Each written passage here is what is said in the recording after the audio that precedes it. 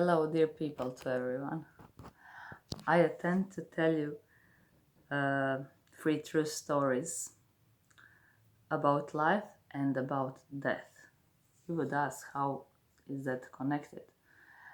Sometimes, but of course, we all know that we all uh, get born and we all die. There are people that are afraid of life. There are people that are afraid of dying. I haven't told you why I'm practicing my violin, because actually I would like one day to play violin on the funerals. Why on the funerals? Because on the funerals people are facing their own death. Of course, some are crying because some who is important to them it died, and people who knows that person, but people also face their own death. And I think through the violin, I would like to give them hope and make them cry, because when you cry, your tears, because violin really makes you cry, not now, but maybe in something like this would.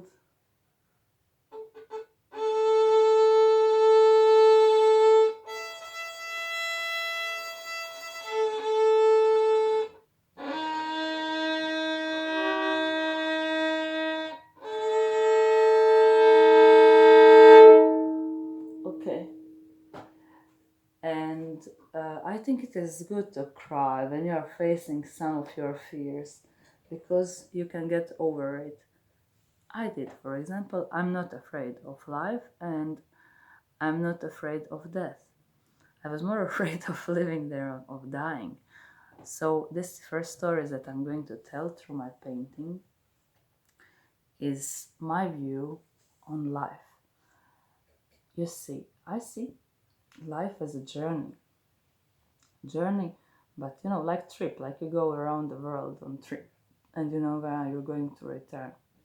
Just I like to say, it is a little bit too long journey, and you know where it's going to end up. And as it is very long, we forgot that we are going somewhere. That is my view. Doesn't matter, it has to be your view. But also, when I was facing death in my life, I was in really hard situation. Like 7 years ago, I was ill, and I was facing not fears, but I would rather die than live in that moment. I was afraid of life. And one priest gave me one book. It was a book about Viktor Frankl. Why is that always? Why is that always reason for living? And when I read that book, I was really ashamed. He was the doctor, the psychiatrist, the Jewish guy, Jewish doctor in the concentration lager, is it right word, during the Nazism, during the Hitler, the World War II. And he was all of his war inside there, watching his nation dying and helping, of course, curing the nationalist people who killed his people. You know what gave him hope? In that moment when I was reading that book, then I got idea for this, what I'm doing.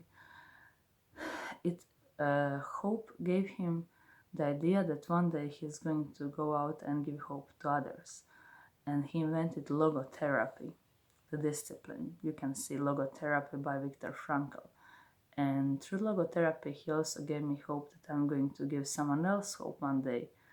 I just wanted to give hope to one person, but now I guess I'm going to give hope to more people. I hope so, that everyone who needs this video that will get into his or her hands, and I can really confirm, yes, I faced that death.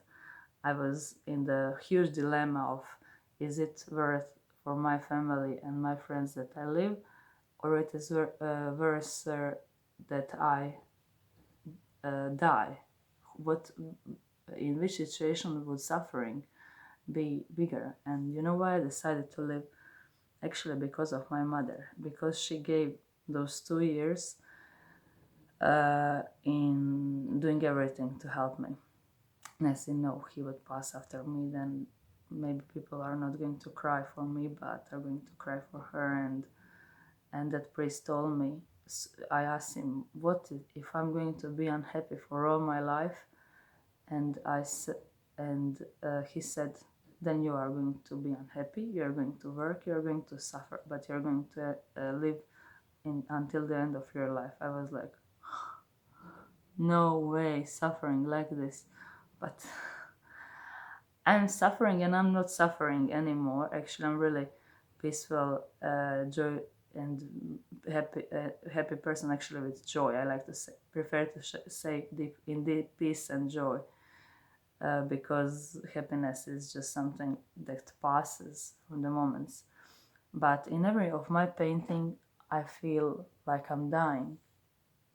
I'm going to tell you one more story.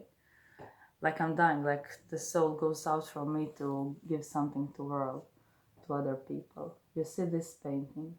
There, it is a true story also about one Muslim woman who was pregnant. She traveled all around the world, and actually, what was her problem? That he lost her job because she got pregnant. He lost the guy left her, and the family told her that she must abort. She didn't want it. And she had some money, but in the 7th month of the pregnancy, she was on the street. She drank a lot of pills twice to kill herself, but she survived. And the second time, I think, in the hospital when she was, I I put this her view. She felt like someone was with her. She was talking uh, loud about all her life. She did the logotherapy actually to herself. She was speaking, logos means words. But she felt like someone was here. She haven't slept all night, and she fell into deep peace. And she heard inside of her heart, don't worry, I will care for you. I will find accommodation for you, and your future husband is going to come there.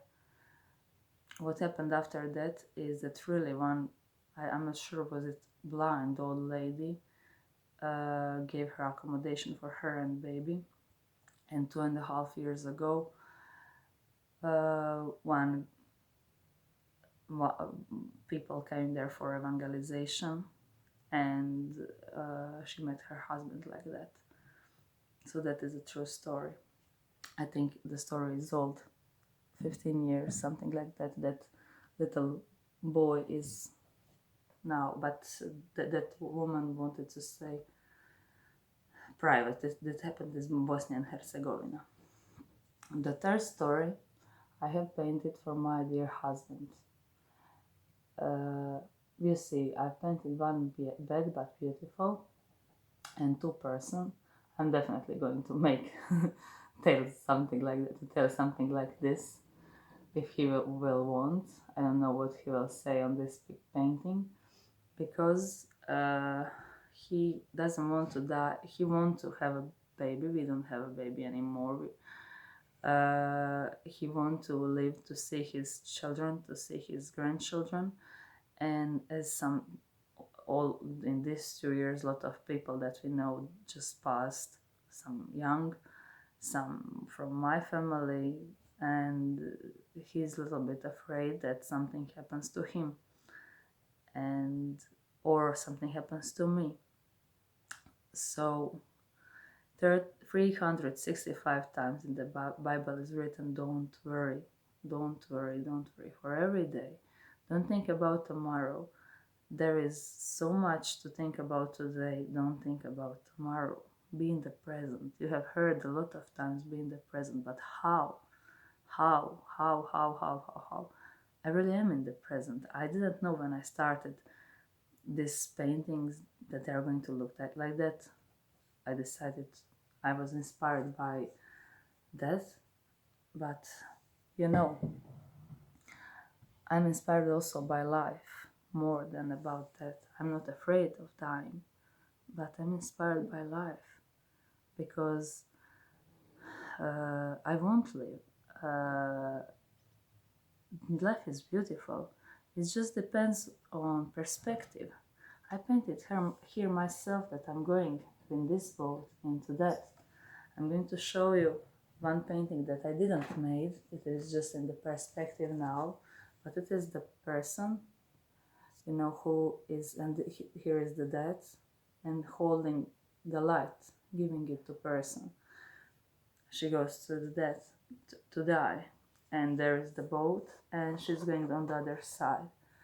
That was inspired by song or the just love is answer between connection between two words about creation singer Thompson. I really like that song, and you know it really depends on perspective. But if you are atheist, if you don't believe in anything, I think you also have huge reason to live because you want to leave something behind yourself. You want to leave trace on this world.